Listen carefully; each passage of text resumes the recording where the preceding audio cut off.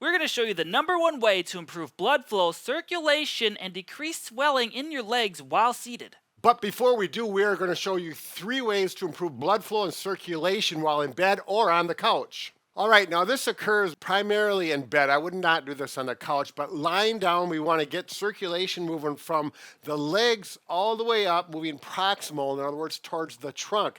If you have lymph swelling, lymphedema, there's a specific way, and we're going to show that first. And you can do it lying flat, but it works better if you elevate the legs so that the fluid can actually go downhill.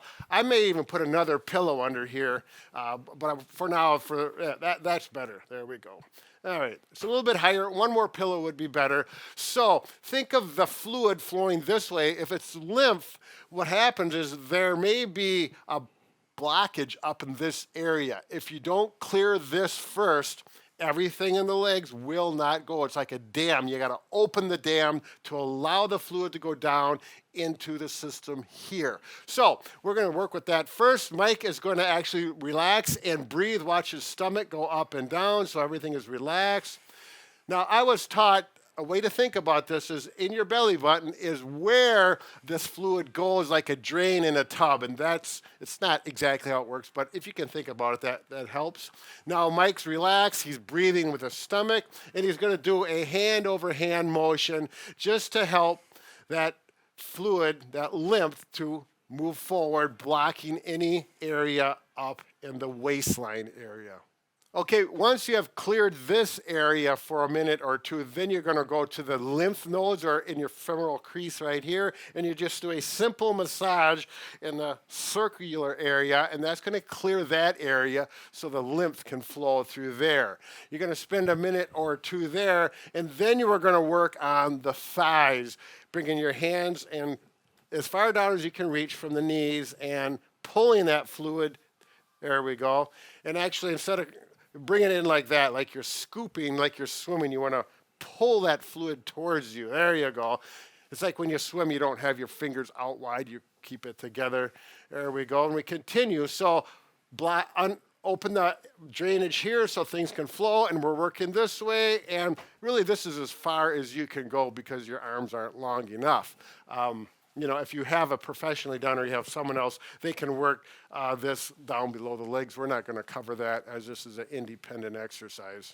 Now here are 3 exercises you can also perform in bed if you do not have lymphedema but you want to increase the blood circulation in your legs. If you have lymphedema, you can do these as well. It will not hurt. The first exercise is simply ankle pumps. You want your feet still elevated above your heart for this, and you're going to perform this for 30 seconds. You can go up to a minute if you want, just simply going up and down like this. Once the timer hits 30 seconds, we'll go on to the next exercise. The second exercise is bridging. We're going to perform this for 30 seconds. It's not a 30-second hold. Just hold it for a couple seconds up top. Make sure you have a nice straight back here, not rounded. You can use your arms for support.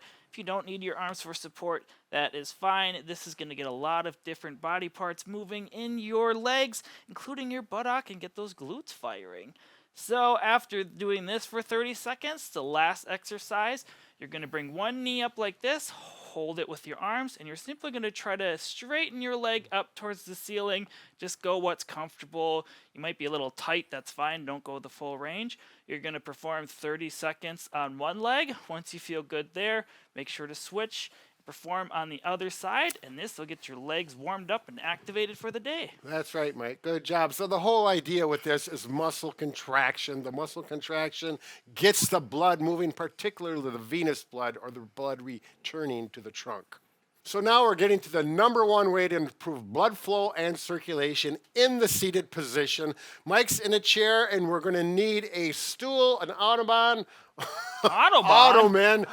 with some pillows to elevate the legs. Now, actually, if you have a recliner at home, it works the best because you can recline the trunk, elevate the legs, but you almost always need some pillows to get those legs a little bit higher. Now, when you're in this position for 3 to 5 minutes, you're going to either perform ankle pumps going up and down like this, or you're going to do windshield wipers, bringing your ankles out side to side. This is going to help increase the blood flow all the way down from your ankles up to your thighs here, which is what you want when doing this. So you don't have to go non-stop for 3 to 5 minutes, but just be conscious of this. Yeah, I do my windshield wipers like this. I you just do am more opposite? entertained because it is boring doing exercises. All right, so these exercises and techniques are definitely going to improve circulation in your legs. Now, if you're not able to be up and moving throughout the day, it's important that you do these seated exercises at least 3 or 4 times a day so you get that circulation moving and maintained. And if you want to check out more videos on how to improve your blood flow but without doing exercises, you can check this video link right here. Whoa, just click on it. Yeah, touch it. Bob and Brad, the 2 most famous physical therapists on the internet.